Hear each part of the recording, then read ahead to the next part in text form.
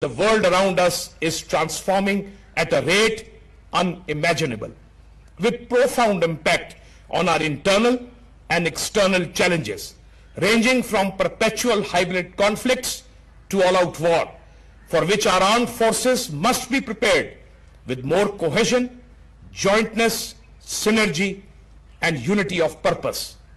I see tri-services synergy, jointness and coordination as a compulsion rather than a choice. A much needed organizational reform to meet these futuristic challenges.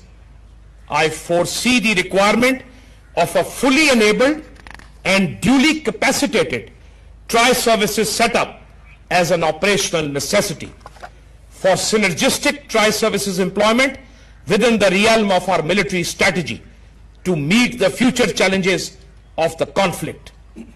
I extend my best wishes and prayers for all the three services, and in particular to the tri-services headquarters, whatever form and demeanor it takes, for fulfilling the renewed responsibilities with dedication and commitment.